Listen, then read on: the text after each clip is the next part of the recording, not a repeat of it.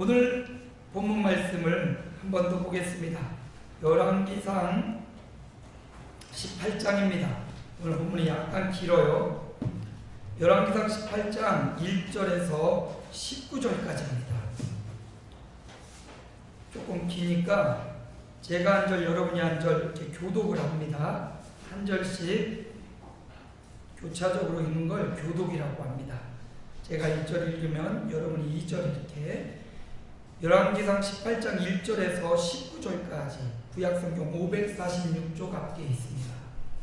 많은 날이 지나고 제3년에 여호와의 말씀이 엘리야에게 임하여 이르시되 너는 가서 아합에게 보이라. 내가 비를 지면에 내리리라.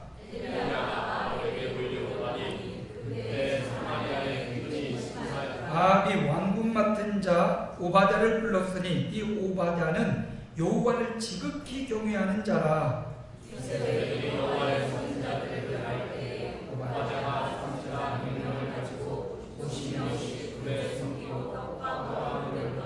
아합이 오바댜에게 이르되 이 땅의 모든 물 근원과 모든 데로 가자.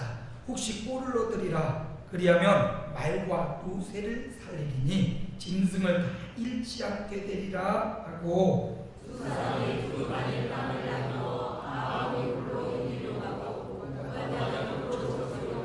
오바댜가 길에 있을 때 엘리야가 그를 만난지라. 그가 알아보고 엎드려 말하되 내 주 엘리야여 당신이시니까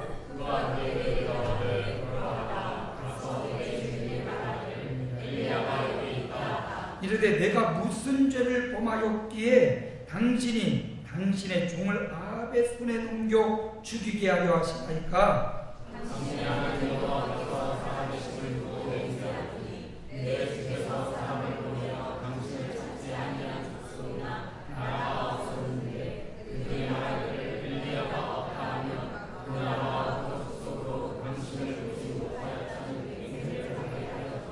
이제 당신의 말씀이 가서 내 주에게 말하기를 엘리야가 여기 있다라 하시나.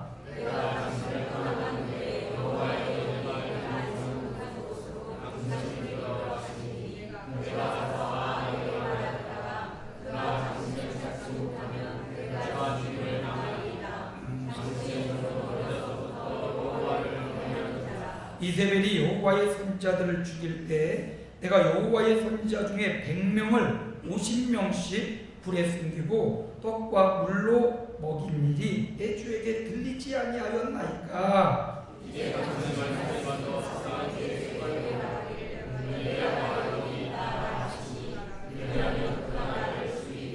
엘리야가 이르되 내가 섬기는 만군의 여호와께서 살아계심을 두고 맹세하노니 내가 오늘 아합에게 보이리라.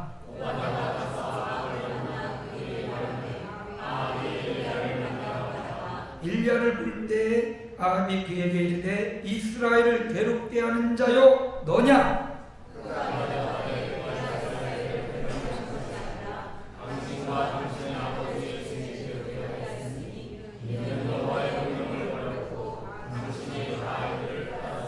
함께 봅니다. 그런즉 사람을 보내 온 이스라엘과 이세벨의 상에 서먹는 바알의 손자 450명과 아세라의 손자 400명을 갈멜산으로 모아 내게로 나오게 하소서. 아멘. 옆에 사람에게 인사해 줍니다. 당신은 견고한 믿음의 사람입니다.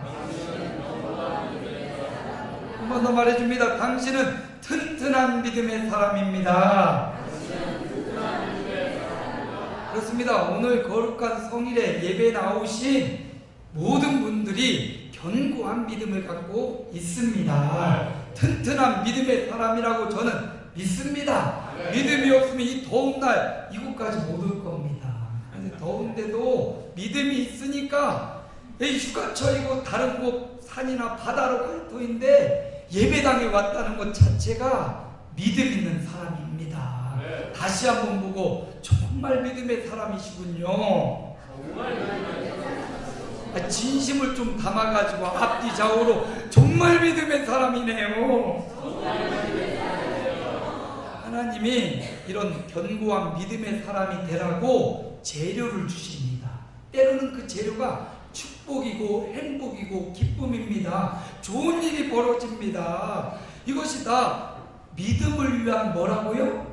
재료로 주시는 거예요. 그냥 그것만 축복 자체만 바라보고 행복한 것만 바라보면 안 돼요. 그것을 견고한 믿음을 위한 재료로 써먹어야 됩니다. 또 살다 보면 그런 좋은 재료만 있는 게 아닙니다. 살다 보면 괴로움도 옵니다. 고통도 옵니다.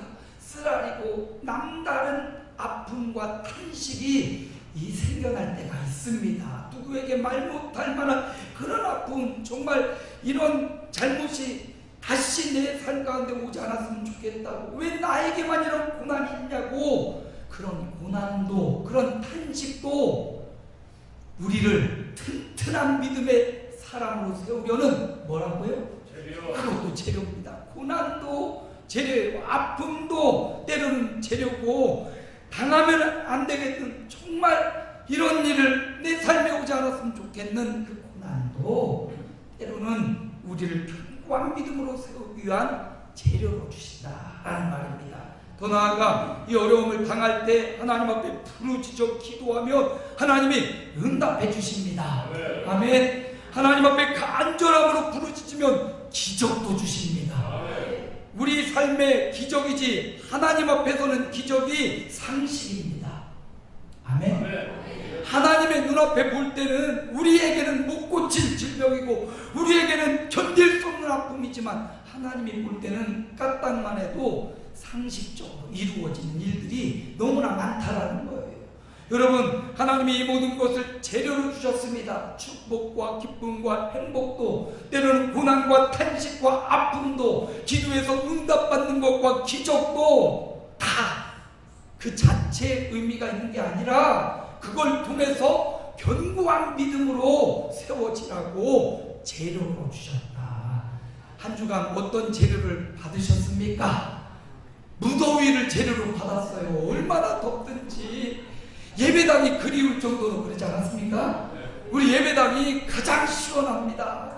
예배당이 그리울 정도로 뜨거움이라는 재료를 한 주간 모두 다 받았습니다. 그 뜨거움 앞에 행여나 저와 여러분의 입이 아유 이놈의 날씨가 왜 이렇게 더워? 하늘이 미쳤나? 이렇게 원망하지 말고 하나님이 이 더위를 통해서 우리를 익히고, 제 얼굴도 새카맣게 익었죠? 점점 더 익어가고 있습니다. 아주 그냥 곡식들을 맛있게 익어가는 이 계절에 이 더위로 오히려 감사의 재료로 활용한 저와 여러분이 되시기를 소망합니다. 제가 그렇게 말했습니다.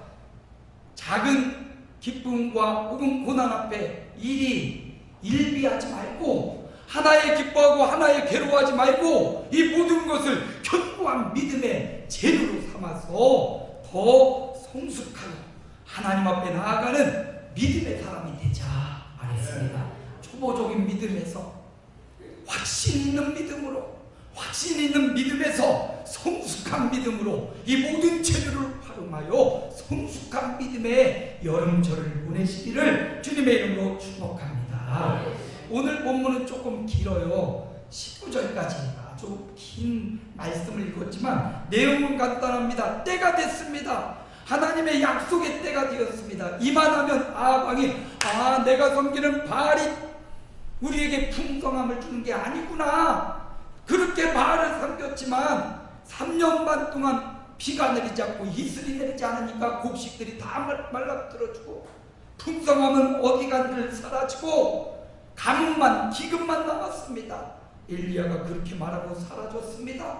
엘리야를 찾아 백방으로 찾아 나섰습니다. 근데 찾을 수가 없었습니다. 하나님이 때가 되면 엘리야야 사마리아 아방에게로 가서 너를 보여라. 이제 내가 그 땅에 비를 내리라. 하나님의 말씀을 받고 엘리야가 아방에게로 나아갑니다. 아합을 죽이려고 수많은 곳을 찾아다녔기에 두려울 수도 있고 무서울 수 있습니다. 그런데 엘리야가 하나님의 말씀을 받고 담대하게 아방을 찾아 사마리아로 갔습니다. 먼저 오바다라는 왕궁을 맡은 자, 살림하는 자, 높은 주에 있는 오바다를 만났습니다. 오바다는 어려서부터 하나님을 경외하던 사람입니다. 지금도 왕궁을 맡은 자로서 여전히 하나님을 믿어서 이세벨이 선지자를 죽일 때 그때 선지자 100명을 따로 50명씩 숨겨서 자기가 사비를 들여서 떡과 물을 먹였던 경건한 사람, 거룩한 사람 오바댜입니다. 오바댜를 만나서 엘리야가 너의 주 왕을 아합을 내게로 데려와라 이런 이야기를 하고 여러 가지 내용이 있지만 오바댜가 가서 아합 왕을 데리고 옵니다. 아합 왕과 엘리야가 3년 반 만에 지금 딱 대면을 하게 된 겁니다. 아합 왕이 엘리야를 보자마자 이스라엘을 괴롭게 하는 자요 너냐? 이게 좋은 말이니까 이렇게 말했지 아마 이 나쁜 놈아 하면서 네가 바로 그 놈이냐 이렇게 말했겠죠. 흥분하면서 막 이렇게 죽이려고 달려들었겠죠. 엘리야가 말합니다. 내가 이스라엘을 괴롭게 한 게 아니라 당신과 당신의 아버지의 집이 우리를 괴롭게 했습니다. 그러면서 당신이 섬겼던 그 바알의 선지자 이세벨의 선지자 850명을 갈멜산으로 데려오게 하소서 이렇게 말씀은 끝이 납니다. 저는 오늘 말씀을 통해서 회복, 말씀이 시작되면 회복이 시작된다. 한번 해볼까요? 말씀이 시작되면 회복이 시작된다. 아합 왕이 기근이 심하여 자기의 노새와 말에게 물을 먹이고자 물의 근원을 찾아다닙니다. 평범한 데 다니면 물이 있었습니다. 그런데 엘리야가 말한 이후 비도 오지 않고 이슬도 없으니까 물의 근원마저 다 말라버렸습니다. 물 찾기가 너무나 힘들어서 왕이 직접 왕궁을 맡은 자 오바댜와 함께 직접 지금 물의 근원을 찾아 나섰다라는 것 얼마나 지금 기근이 심한지를 우리에게 보여주고 있습니다. 그걸 찾아 물을 찾아 근원을 찾아 왕이 오바댜와 함께 길을 떠난 걸 본데 여러분 물이 근원을 찾는다고 찾아지는 게 아니라는 거예요. 진정한 회복은 하나님의 말씀이 임할 때 그들의 기근도 그들의 물리적인 양식도 그 시작점은 어디냐면 물의 근원에 있는 것이 아니라 하나님의 말씀에 있다라는 겁니다.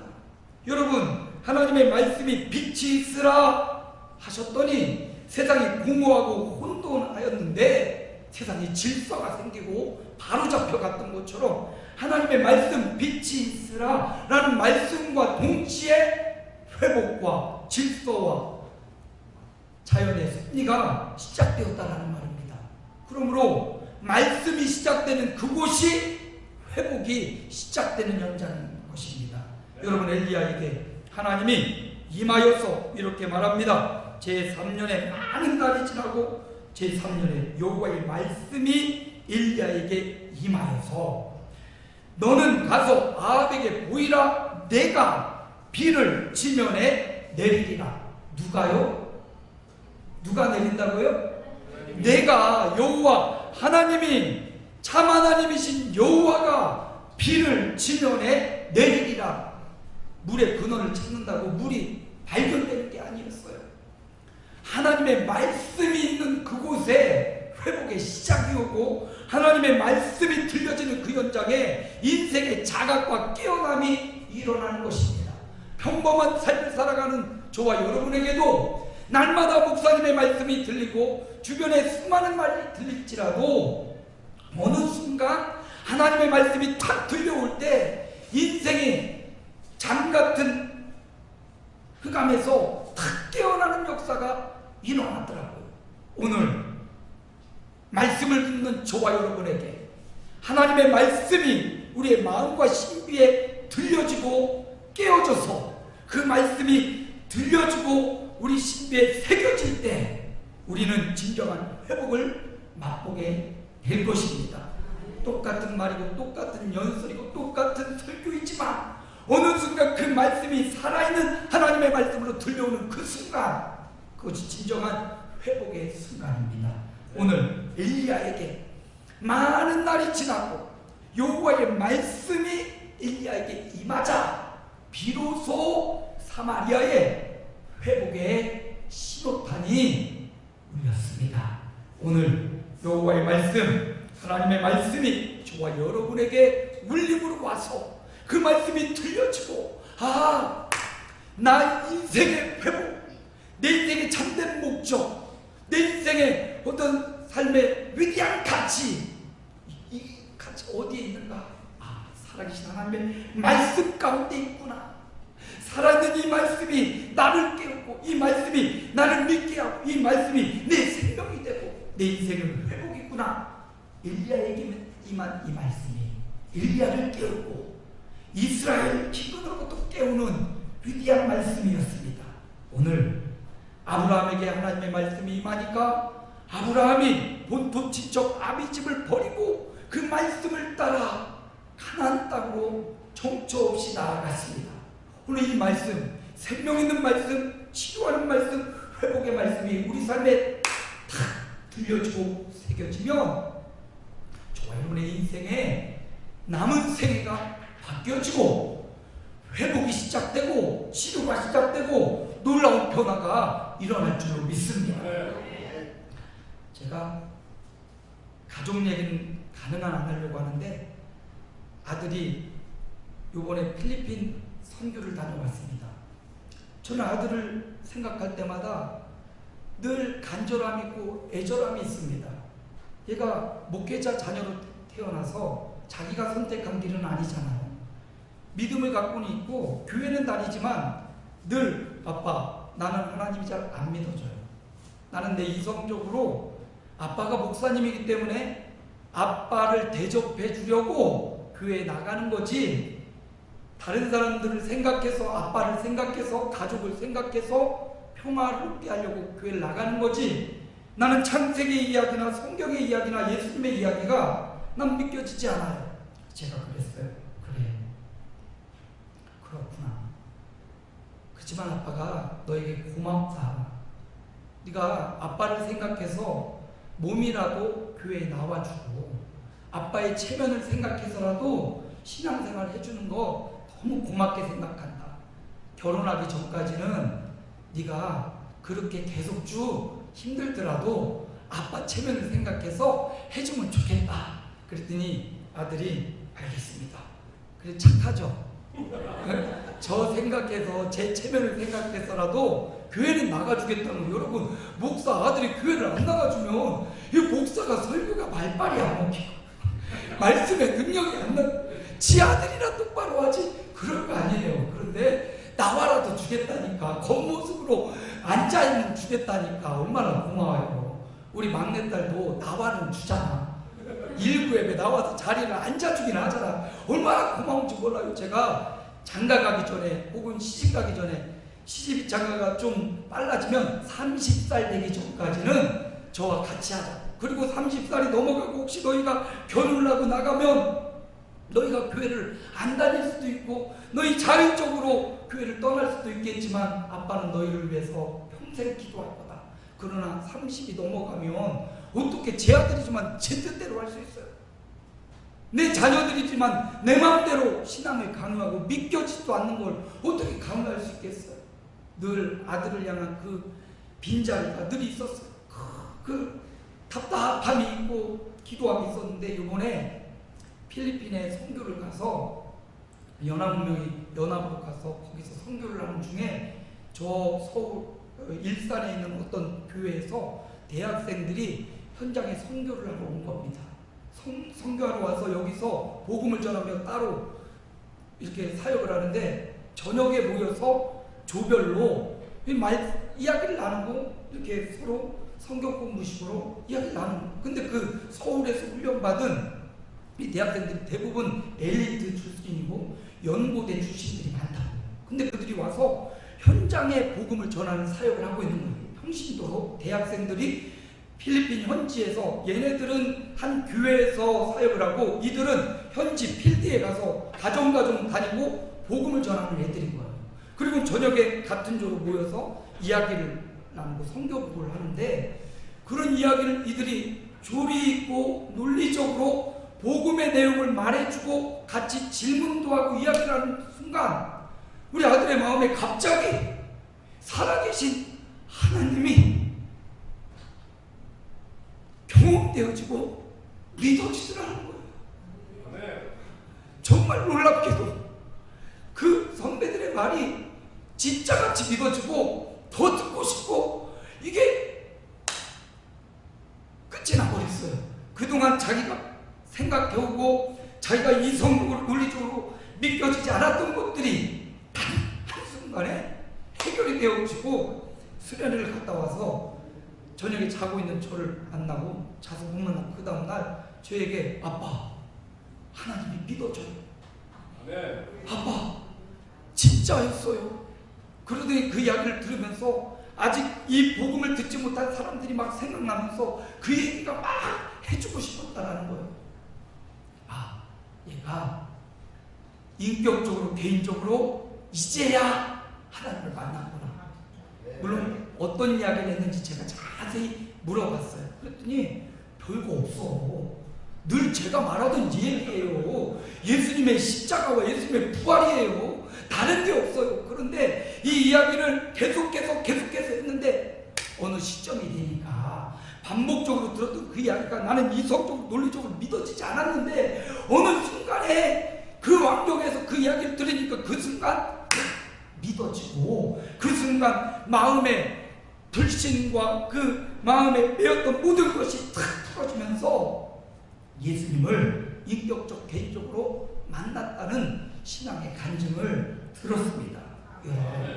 똑같은 말이고 똑같은 말씀이지만 수없이 많은 홍수와 같은 말씀이 지금도 선포되고 있지만 어느 순간 하나님의 말씀이 내 마음에 와서 비수처럼 꽂혀지고 그 말씀이 믿어지고 그 말씀이 내 인생을 변화시키고 우리의 남은 세계를 변화시키는 그것은 바로 하나님의 말씀이라는 겁니다. 이 말씀이 저와 여러분도 그 말씀을 만났고 사랑하는 내 자녀들 일가친척 부모 형제도 이 하나님의 말씀을 만나야만 됩니다. 우리가 그들을 위해서 저는 그 똑똑하고 훌륭한 엘리트 연세대생 그들을 통해서만 아들이 예수님 만난 게 아니라고 생각해요. 지속적으로 부모가 기도했고요. 지속적으로 그 주변에 있는 수많은 사람들이 계속 찌르고 말씀을 주고 계속 역사를 해줘서 그 순간이 되니까 뒤집어지고 생각이 바뀌고 세계관이 바뀌는 역사가 왔다는 것입니다. 오늘 저와 여러분이 여름 사역을 지금 보내고 있습니다. 여전히 우리 주일학교와 우리 중고등부와 우리 청년들에게 이런 말씀과의 만남의 순간 인생의 세계관과 가치관이 송두리째 바뀌고 주님이 주신 꿈과 비전을 꿈꾸고 그걸 향해 살아갈 수 있도록 우리가 계속 기도해 줘야 됩니다. 이미 이 하나님과의 말씀과의 만남이 있는 자녀들에게는 더 주님의 역사하심, 주님의 인도하심 붙잡고 살아갈 수 있도록 기도해 주시기 바랍니다. 여러분, 하나님의 말씀은 이처럼 사람을 바꿔버려요. 저는 이제 별로 걱정이 안 돼요. 혹시나 신학을 한다고 할까봐 조금 걱정이 돼요. 제 미래가 보장받을 수 없기 때문에. 그래서 여러분이 저를 위해서 우리 또 총회에 연금을 들어주셨잖아. 그거 이제 믿고 살아야 될 것 같아요. 아무튼 여러분, 다른 걱정이 안 돼요. 왜? 세상의 물질이, 세상에 어떤 가방끈이 길고 세상에 어떤 수많은 백이 있어도 예수가 없으면, 하나님의 말씀을 만난 경험이 없으면 여러분 이거 헛것 아닙니까? 세상 많은 사람이 우러러봐도 하나님이 인정하지 않는다면 그 인생은 잘 산 인생이 아닐 겁니다. 오늘 저와 여러분이 엘리야에게 임한 그 말씀, 오늘 저와 여러분의 인생을 송두리째 바꾸고 삶의 목적과 가치를 바꾸는 그 말씀이 오늘도 저와 여러분에게 임하여서 저와 여러분의 인생이 남은 세계가 변화되는 위대한 역사가 있기를 소망합니다. 엘리야에게 이렇게 말씀이 임하고요. 두 번째, 오바댜에게도 말씀이 임했습니다. 근데 이 오바댜는, 엘리야는 직접적으로 하나님의 말씀을 받고 그 임재를 받고 그걸 통해서 사역하는 자라면 오바댜는 조금 달라요. 오바댜는 보면 12절 13절에 보면 그는 어려서부터 여호와를 지극히 경외하던 자라. 그는 배워서 여호와를 경외한 자예요. 어떻게 보면 선지자 엘리야는 말씀이 즉각적으로 임하여서 하나님의 말씀을 수행하는 사역자라면, 오바댜는 어려서부터 이 선지자들로부터 말씀을 배우고 말씀을 잘 마음속에 담고 그걸 통해서 여호와를 지극히 경외했던 사람입니다. 제가 볼 때는 엘리야와 같은 평신도 동역자라고 볼 수가 있겠어요. 그는 하나님의 말씀을 즉각적으로 혹은 즉시로 바로 받은 자는 아니에요. 그렇지만 하나님의 말씀을 받은 자로부터 말씀을 배우고 그 말씀을 내 삶에 새기고 그 말씀을 내 삶에 살아내는 삶의 현장에 있는 그런 사람이 바로 오바댜였습니다.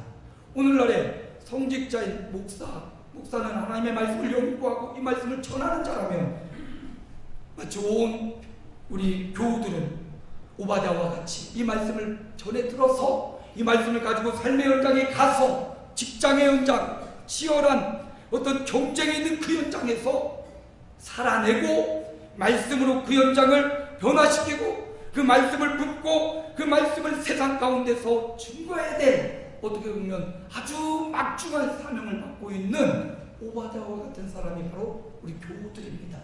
현장이에요.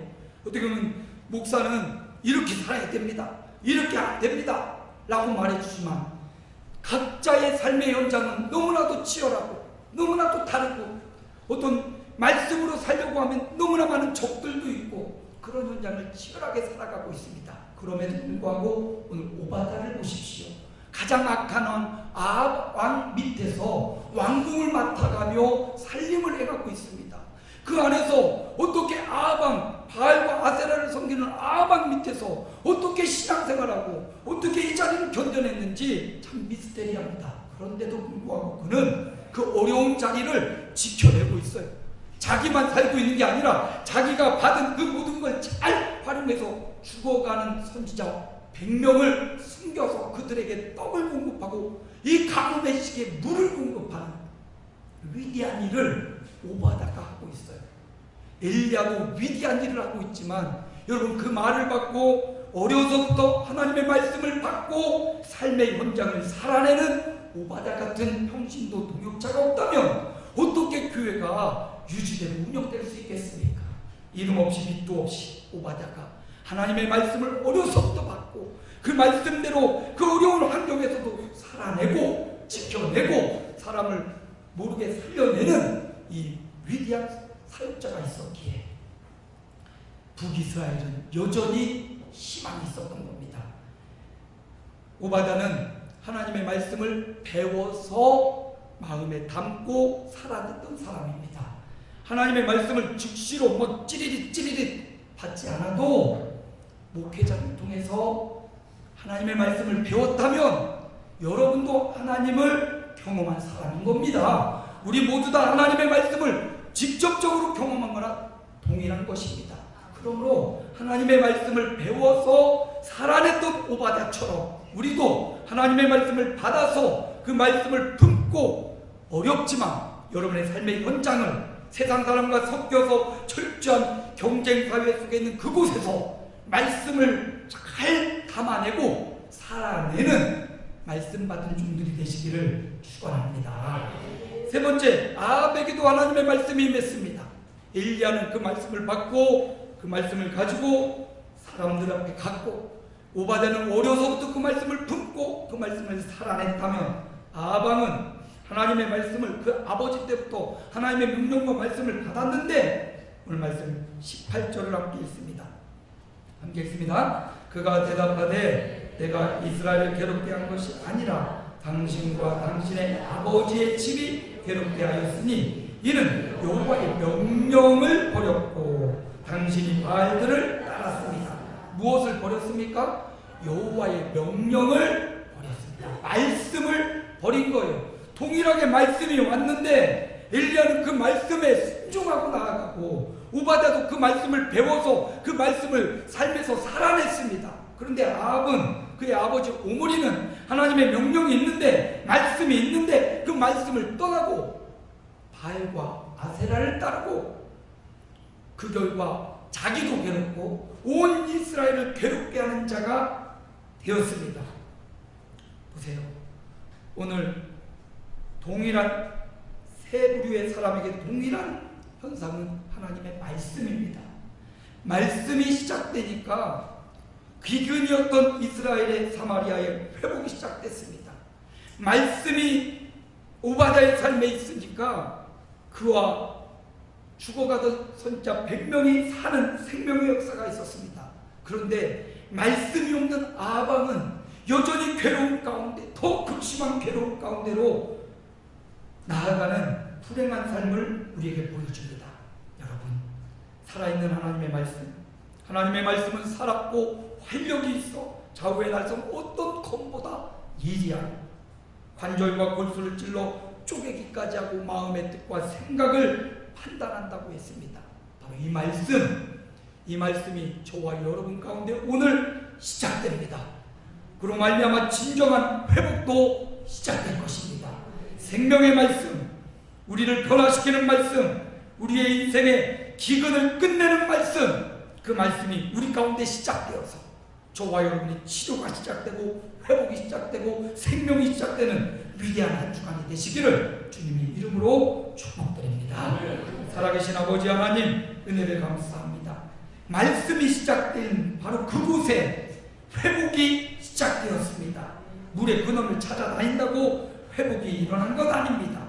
하나님의 말씀이 엘리야에게 임하고 아합에게 임하고 비로소 그 지역에 회복이 시작되었습니다. 하나님의 말씀이 있는데 그 명령을 버리고 바알과 아세라를 따랐던 아합 왕에게는 괴로움이 시작되었습니다.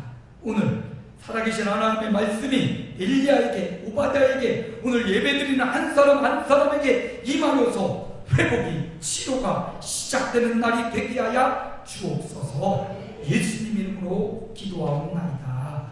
아멘.